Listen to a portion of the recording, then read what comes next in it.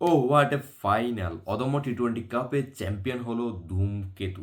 মিরপুরের মাঠে 200+ স্কোর, দুটি ইনিংসেই সব মিলিয়ে 400 রান টি-টোয়েন্টি ম্যাচে, যেটি আমাদের কাছে অকল্পনীয় ছিল।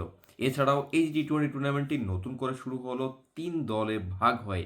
সেখানেও প্রথম ম্যাচগুলোতে এত বেশি রান হচ্ছিল না। দর্শকদের যেই প্রত্যাশাটি সেটি পূরণ হচ্ছিল না।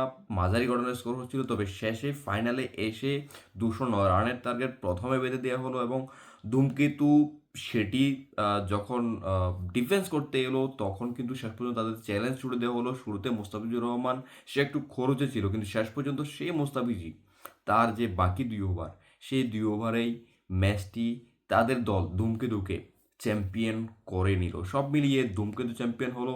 চ্যাম্পিয়ন সব মিলিয়ে কিন্তু বাংলাদেশ ক্রিকেটই, যে অল্প সময়ে যে টি-টোয়েন্টি টুর্নামেন্টটির উদ্যোগ নেওয়া হলো, সেখানে দর্শক উপস্থিতি মাঠে, সব মিলিয়ে শেষ ম্যাচে এসে 400 রানের স্কোর, দুটি ইনিংসে মিলে এবং একটি দাঁত কামড়ানো, একটি নখ কামড়ানো একটি ফিনিশিং হলো।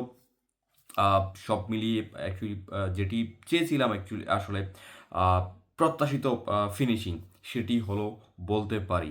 ধূমকেতুকে এবং বাংলাদেশের ক্রিকেটারদেরকে অভিনন্দন।